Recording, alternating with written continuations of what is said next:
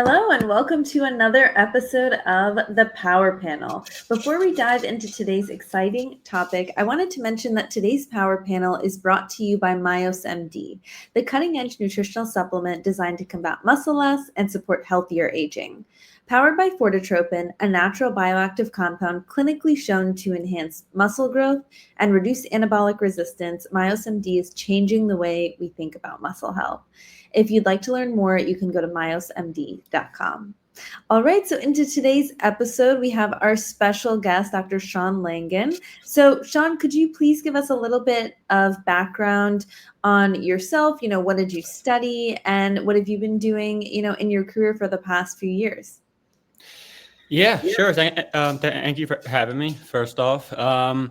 So I'm a research scientist who has a big interest in sports performance. And I got my PhD in exercise physiology at the University of Connecticut. And there I studied a lot of the effects of heat stress on human performance and health. I started out in athletic training, doing sports medicine, clinical type stuff, as well as strength and conditioning. And I moved on to get my master's, where I did a lot of biomechanics work with Olympic weightlifting and running.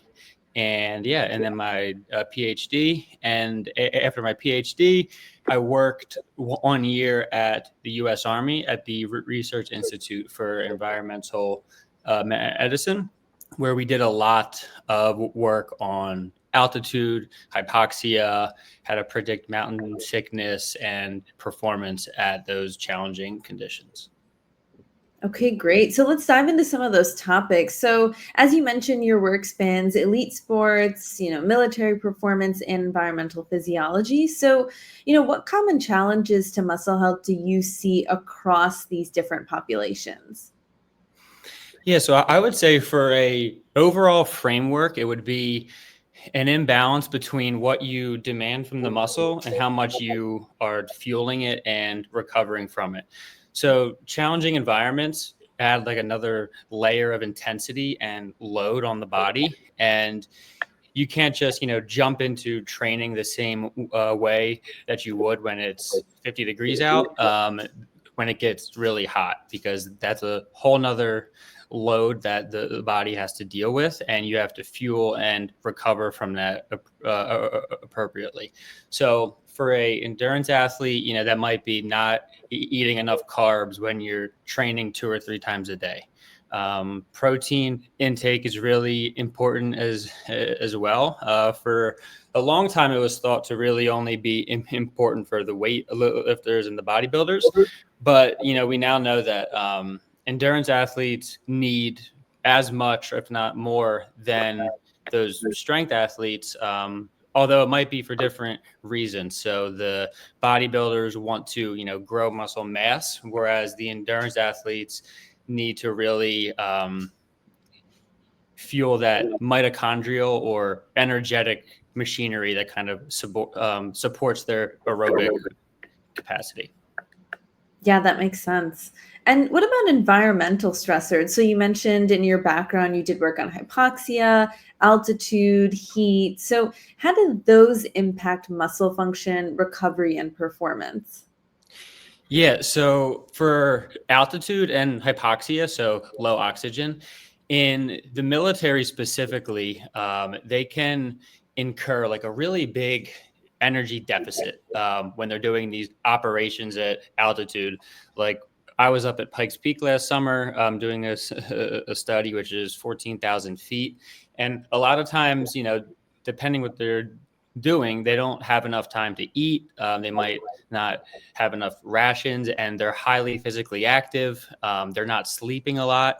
And with hypoxia, for one, appetite goes down. So you don't want to eat as much, which is not good for muscle health. Their energy deficit can be upwards of 40 to 50% of what they actually need, and they're not refueling that. And from my experience, the soldiers tend to be pretty poor sleepers as well. And, there's studies that show if you sleep for 4 hours a night for a week, it can decrease muscle protein synthesis by around 20%. And it's also not good metabolically as well. So you kind of have this condition in soldiers where they're in a deficit, they're highly active, their metabolic rate is higher than normal, and there's specific effects like molecularly of hypoxia that decrease protein synthesis. Wow. And so in those scenarios, what strategies have you seen that have been proven to be like most effective for preserving lean muscle mass? Yeah, so some you definitely, it might sound counterintuitive, but you do want to include some resistance training, so mechanical load on the muscle, because that's the number one way to, preserve lean mass. You do want to elevate protein intake. There's been studies that have used up to 2.5 grams per kilogram of body weight. But even then, if the energy deficit is really large, that might not, be enough to compensate for it.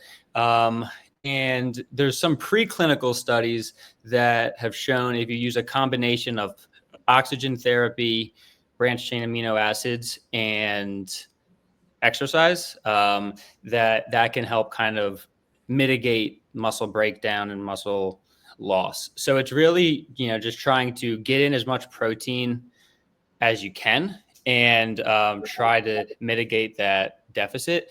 And since you said most effective, in the military, they don't have the disadvantage of being like drug tested by like the anti-doping association. So in these scenarios, they could use like testosterone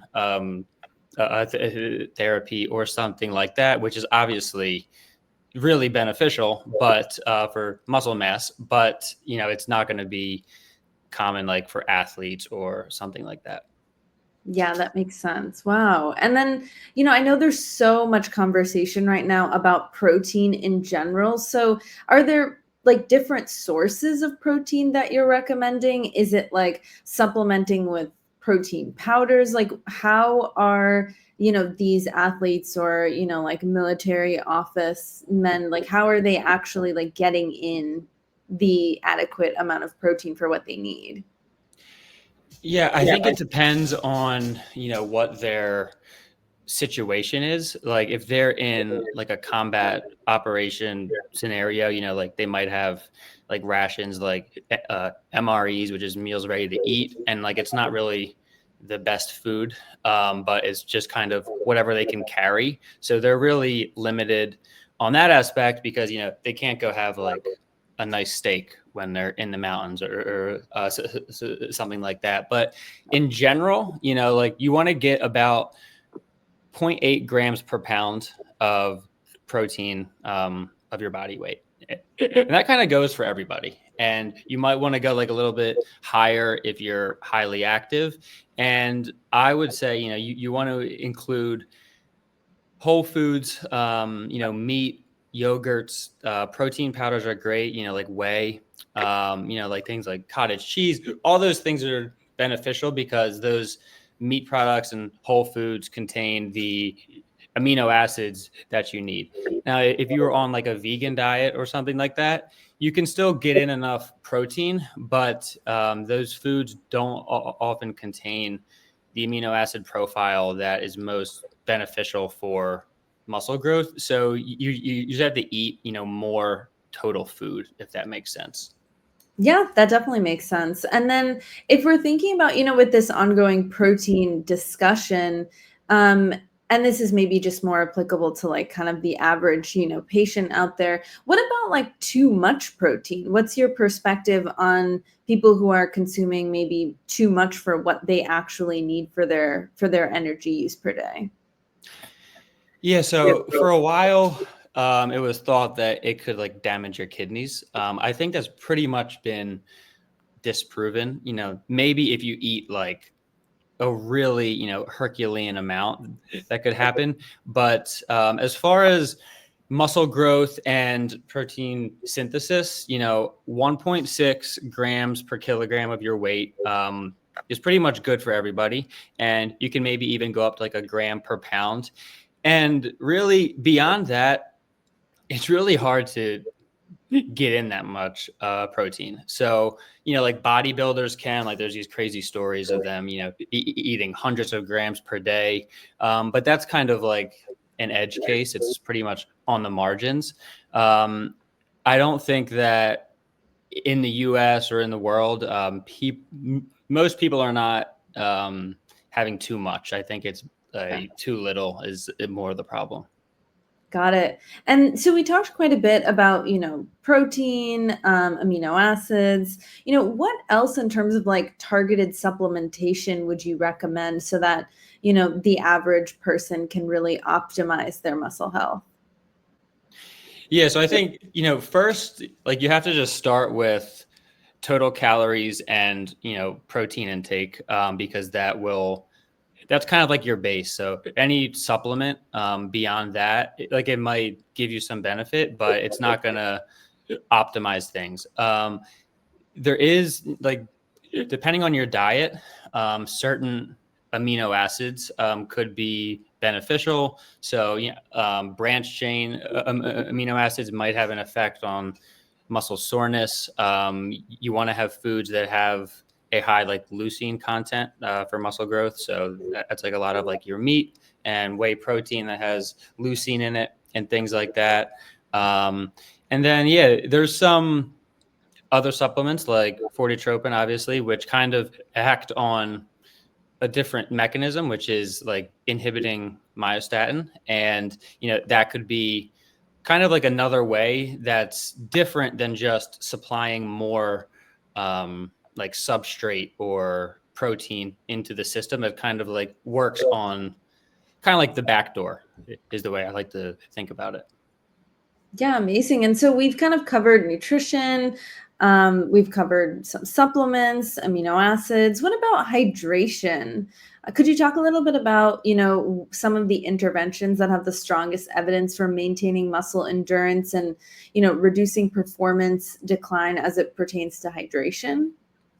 Yeah, for sure. So hydration is really important from a endurance standpoint, but you'd be surprised that the research is pretty mixed and controversial, I would say. So generally, assuming you start like a race or something like that well hydrated, you can go about 60 to 90 minutes without needing to consume any water or anything like that. Because most people have enough on board that they don't really need to take on any during that time. But let's say you start dehydrated, or it's like a marathon or something like that. One of the things that can happen with dehydration is you get like this cardiovascular strain. So you're losing fluid from your bloodstream, you're sweating it out, and that puts more strain on your heart, which can then, reduce blood flow to your muscles and kind of, push you like above your aerobic threshold. And that's just not good for performance. So how do you supplement that? I mean, during a race, like you really have to practice. You can kind of train your gut and, to take on fluid like while you're exercising, which is kind of a skill. If you, haven't tried that and you go try and run while drinking fluids, you'll probably get some GI distress. So the main thing that I would say is to understand your sweat rate, first of all. And that's pretty easy. So you go out for a run and you weigh yourself before and after. If you drink water on the run, you just kind of weigh how much you drank and you account for that. And you see how much your body weight changed, divide that by the amount of time that you were outside, and you can get your sweat rate. So once you understand, how much do you sweat under these conditions, you kind of have an idea for how much would you need to replace depending on the event. And you want to include some salt in there because you're going to sweat out sodium as well, and that'll help with fluid retention. And I would say as like a rough guideline, to replace 50% of what you might lose in your sweat, because you don't want to drink too much, because then you could run into problems of hyponatremia, where your blood sodium gets very low, and that could potentially be a fatal issue. Yeah, let's talk more about that. So after, let's say you're done with your run, you want to replenish. A lot of people are turning to electrolytes, or like, like kind of adding the salt that they lost, or like maybe even some other micronutrients. What's kind of your game plan for most people after they're done, exerting for a certain period of time? Of course, water, but what would you add to that? Yeah, I think it's pretty well known that if you have a drink with glucose and sodium, that can increase the speed at which you rehydrate. So it helps the water get from your gut into the bloodstream faster. And this really, like, how specific you want to be about it depends on what your activity is. So like if you're training 2 times a day, or you work manual labor outside, then it's important to be diligent about that, to get in the sodium and the sugar. Like even like a sports drink will be okay with some salt sprinkled in it. But most people, if you only train once a day for an hour, you'll generally get in enough salt and fluid with your normal diet, and you don't really have to be that maniacal about calculating all these hydration concoctions and things like that. But if you train in the morning and you have another training session in 4 hours, then you really want to kind of get specific. And I would say to drink about like 1.5 times how much you lost in your sweat. So let's say you sweat out 1 liter. You want to drink 1.5 liters, and include, some glucose in that as well to replace muscle glycogen, and some sodium. But yeah, if you're only doing it once a day, you don't have to be that specific about the, hydration plan per se. Yeah, that's great. And let's talk a little bit about some of the research that you've done. So shifting gears a little bit. So can you talk about some of the work that you've done on thermoregulation and its relationship to muscle fatigue? Yeah, sure. So heat stress can really incur fatigue. If anyone's ever ran or cycled or done anything in the heat, you'll know it's very challenging. And one thing that can mitigate that is heat acclimation. So I did a lot of studies on that in my PhD, and I'll just give you an example of one where we would have people.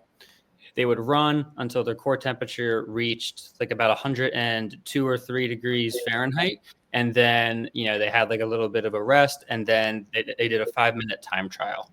And for that 5-minute time trial, if they trained in the heat, this specific protocol that we had them do for 5 days, their time trial performance went up by 10%. So they could run 10% farther in 5 minutes than they could before the heat training. And one of the things that, heat does is it decreases your, voluntary activation of skeletal muscle. So what do I mean by that? It's essentially, high core temperature can have some effects on your brain that just, you do not want to activate that skeletal muscle as hard as you would like for what you need to do. And training in the heat kind of can get you more accustomed to doing that, and kind of mitigate those effects. And there's also a ton of cardiovascular effects. Your blood volume expands, which helps with that cardiovascular strain, so you can supply more blood to your muscles, and your heart rate stays lower, and things like that. Got it. And then, thinking about like some of the work you've done, whether it was like through the military, through your research, what are some of the key takeaways, that we can apply to clinical practice, especially when we're thinking about patients recovering from, illness or, dealing with just age-related sarcopenia? Yeah, so one thing is you have to include resistance training. Like that is for anybody, an athlete, if you're 90, like you have to lift weights.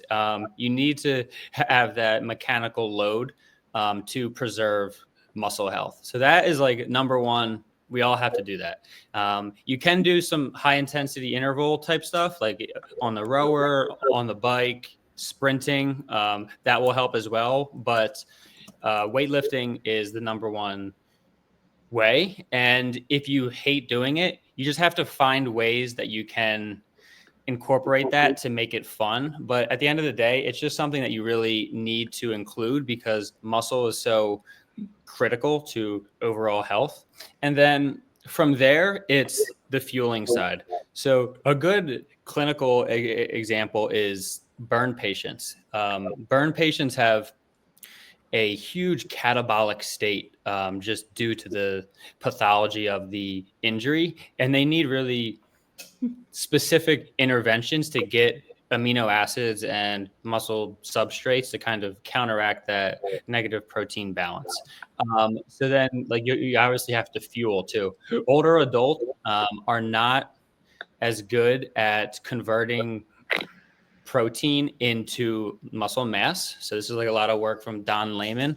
And when you get like above the age of 30 to 35, you really have to be specific about getting in at least 30 grams of protein per meal to stimulate protein synthesis. And when you're younger, it's not as critical because like you have a lot of hormones and things that help out with that. But once you get older, it becomes really crucial to kind of hit that 30-gram threshold per meal.